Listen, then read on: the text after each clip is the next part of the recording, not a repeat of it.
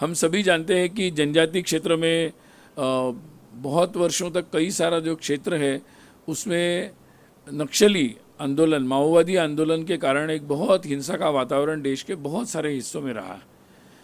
और लगातार वहाँ के सबसे उसके बड़े पीड़ित वहाँ के जनजाति लोग थे, जिनको आगे बढ़ने का जो अवसर प्राप्त होना चाहिए था उसमें लगातार बाधा आ रही थी।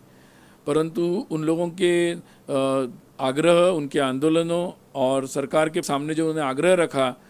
और एक पहल की है, उसके कारण सरकार ने भी जो कार्रवाई वहाँ पर की है, लगातार चल रही है, उसके कारण धीरे धीरे वो हिंसा का प्रभाव कम हो रहा है और कई सारे हिस्सों में सामान्य वातावरण की ओर लोग बढ़ रहे हैं। लेकिन अभी भी बहुत सारी समस्याएं हैं और इतने लंबे समय तक ये समस्या रहने के कारण जो लोगों के जीवन में एक गैप, एक अंतर आया है, उसको पाटने में भी काफ़ी सारा समय लगेगा। और सभी विविध संगठन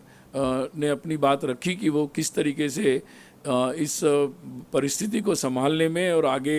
प्रगति की ओर जाने में कार्य कर रहे हैं। विशेषकर वनवासी कल्याण आश्रम जो संगठन है, उन्होंने जनजाति क्षेत्र में छात्रावास, विशेषकर वनवासियों के जो जनजाति लोगों के जो अधिकार है उसके संदर्भ में भी उन्होंने लगातार पहल की है और उसके परिणाम स्वरूप बहुत सारे समस्याओं के समाधान की दिशा में भी लोग जा रहे हैं। फिर भी ऐसे जनजाति क्षेत्र में अब जहाँ पर हिंसक नक्सलवाद कम हो रहा है, वहीं नए नए पैतरे का उपयोग करते हुए अभी भी लोगों को अलग अलग नाम पर भ्रमित करने का,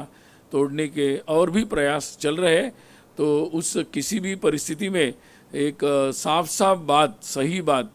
जो लोकहित की बात है, देश हित की बात है, जनजातियों की हित की बात है, वो वहाँ तक स्पष्ट रूप से पहुँचे